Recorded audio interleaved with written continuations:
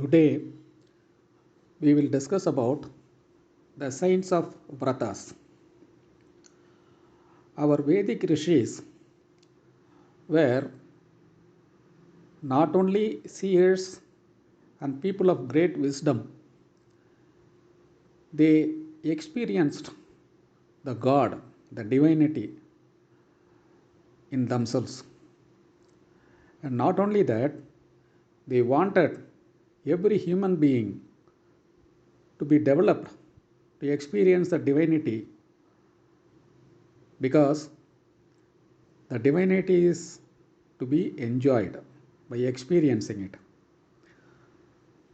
To understand is one matter, but to experience is another matter. But without understanding, it is not possible to experience. That is why jnana and sadhana are two sides of the same coin. For making the wisdom known, they expounded the Vedas, the Upanishads, and the Suktas, Slokas, etc. Now, to make it to be practiced and experienced by everybody, they were working out several systems. They worked out the method of yoga, that is dhyana. They worked out the selfless service mechanism, and these various margas are called jnana marga, yoga marga, karma marga, bhakti marga, etc. They realize the difficulties in each of the marga for a common man. For example, in jnana marga, not everybody will be intellectual enough to understand it. In yoga marga, that is dhyana marga, not everybody will be able to have the mind concentration to the extent what is required. The mind is a wandering monkey, they will find it difficult.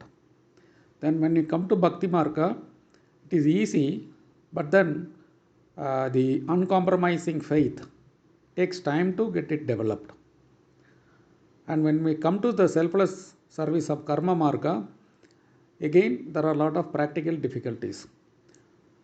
So they were trying to figure out a method by which a system is created to somehow lift the humanity. Their desire for it had no limit. They were trying to use all possible methods to achieve this. But as we have discussed several times, they knew pretty well that the human mind cannot be dictated because then it will only revolt. Without the involvement and the cooperation of the human mind, none of the methods of the divine realization is possible. Therefore, they were trying to work out an easy method, a systematic method, and they reasoned out some form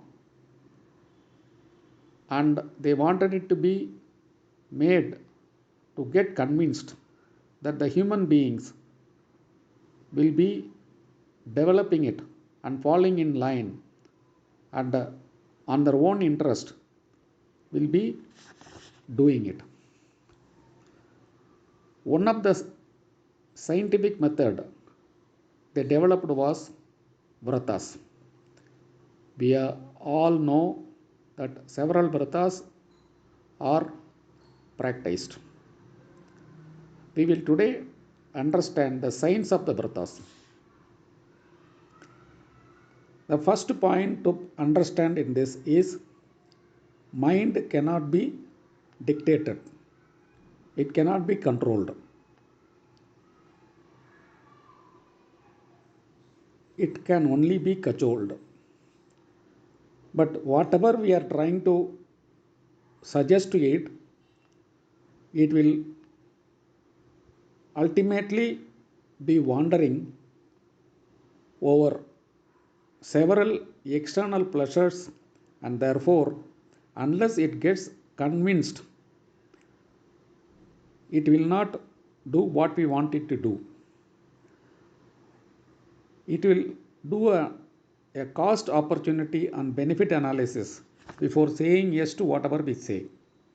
If you say you do dhyana, it will say, why should I do it? In that time, I can do many other things that will give me pleasure and happiness. The benefit of dhyana, who knows whether I will get it or not, and what is the guarantee? All these things will be crossing its mind. Therefore, our rishis understood that mind control exercise is similar to the bull taming exercise. You might have seen how a bull is tamed. It is a very slow process, and the taming is done first by becoming its friend and then step by step taking control over it. Any attempt to quickly or suddenly to gain control over the bull will only boomerang. Our rishis applied the same logic to the mind taming exercise. That science is Vratha. That exercise is Vratha, where they introduced the techniques of fasting, a disciplined living, and observing certain rituals, which helps to inculcate the habit of meditation. It was not suggested that it should be done on all days because the human mind will revolt. Therefore, they suggested that at least on certain specific days you do this. The idea was at least on those periods or days the people were willing and trying to focus their thoughts on one thing, that is God, but God of their choice. They did not say this God or that God, they left the choice to the person. The common man's mind was willing to look at it since the required discipline was only for a selected limited period, and also it gave them different variety of experience on those days than on the normal days. Therefore, this was possible to be attempted on the human beings.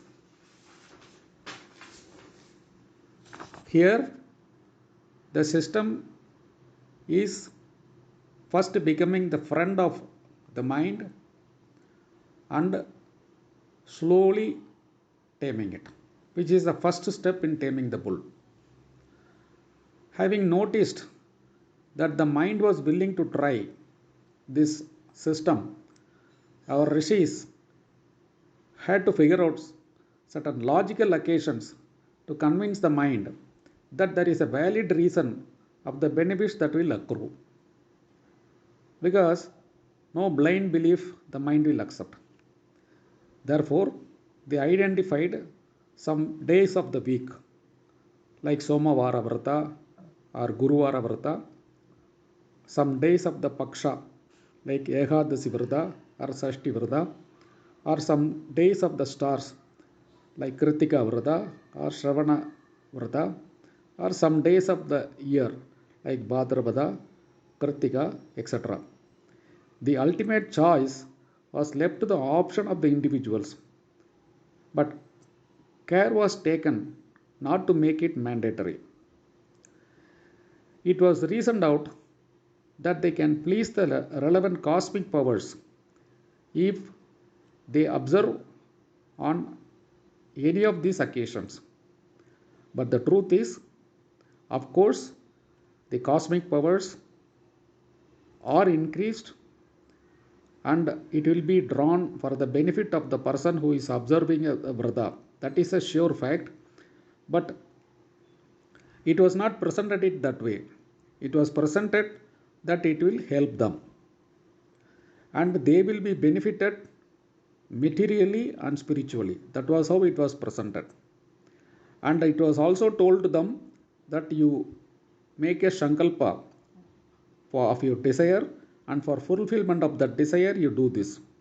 Of course, since it is backed by the spiritual powers, the desire fulfillment was happening, and that was the reason why the humans got attuned to this Vrata concept. The human mind accepted the logic and picked up whatever suited to them and started even to pride about it. Even today, we hear of people who say that I observe Vrata on every Ekadasi, or I observe Vrata on every Sashti, or every Monday, etc. etc. The practice of Vratas came into full operation, and taming of the mind exercise slowly became controlling of the mind, because once the person tastes the benefit of the Vratas, he is not going to leave it. Even today, this practice goes on. Every religion has developed its different set of rules regarding Vratas, regarding to the days on which it has to be observed or the month it has to be observed. For example, in Christianity, before the Easter they observe. In Muslim, they observe before the Ramzan. In Hindus, they have not prescribed any days. They have given it the complete freedom of the people. But they have recommended you choose, but definitely observe it. Some people now, we are going to Sabarimala observing certain Vratas, and some people do, as I said, every Ekadasi, full day fasting, etc. etc. And in some of the Vratas, our ancestors brought in a very detailed procedure. The idea is, if a person gets hooked up to a very detailed procedure, and for that entire period, his mind will be totally concentrated upon that. For example, if you take the Varalakshmi Vrata, or the Ketara Gauri Vrata, or Ganesha Gauri Vrata, or Satyanarayana Vrata, or Sai Baba Vrata, in all these Vratas and Pujas, during that elongated period, the mind gets totally engrossed in that puja, and therefore automatically the meditation happens. The idea is the mind should get concentrated on one object, and that object has to be God. If that happens, the spiritual powers enhances, the man travels towards the divinity. Unless he travels towards divinity, he cannot experience the divinity. Therefore, the Vratas formed a very easy basis to propagate and make it available to all the common man. Now, the Vratas are a multi-benefit project. It is not only helping the spiritual empowerment, it also has a very positive impact on physical side, because avoiding regular foods and living on fruits helped flushing out accumulated toxins and made them healthy. In fact, if you are going to observe a food regulation, that will help your body to rejuvenate, because it flushes out the toxins. This people realized and understood the benefits tangibly. Therefore, even younger generation people are nowadays following this Vrata concept. This Vedic conclusion that fasting helps both the mind and body is now endorsed by the current day science and is being recommended by the doctors very strongly. Many researchers have proved that periodical fasting avoids many deadly diseases like cancer, heart attack, etc., because it keeps the body healthy. And doctors today very strongly recommended this fasting as a habit periodically. The other Vrata that is also recommended and is also being followed is Mauna Vrata. Mauna Vrata is you keep silence. Silence is the best medicine for the body, mind, and spirit, because when you are silent, your mind goes away from the senses and it withdraws into the intellect. And through that withdrawal process, you are able to lead to a higher facets of thoughts and intuition. Many great seekers and seers have observed this to acquire great knowledge, wisdom, and siddhis. In its mini version only, we are observing silence in temple and observing silence during meditation. Now, this Mauna Vrata, many people observe during Navaratri. During that period, they will not speak to anybody because as we slowly stop talking, we slowly reduce the interaction with the external world. When we reduce the interaction with the external world, then the Antakarana starts operating. When the Antakarana starts operating, since it cannot operate with the external world, it starts operating with the internal world. The internal world from the manas, from the buddhi, that is intellect, it has to go travel backwards, which is seeing itself, that its own spiritual energy, that divine spark that is residing with us, which is always willing to come to us to show its merit, its shining glory to us. But we are not able to pay our attention to it. Now, on these vratas, regular vratas, as well as in Mauna Vrata, we are able to look inwards. That helps us to shine, grow, and prosper. Vratas are one of the easiest method of cultivating our body, mind, and our spirit. I have to only admire the Rishis' foresight, that how they developed this wonderful concept, and it is our duty to understand it and practice it as much as we can. Om Namo Narayanaya.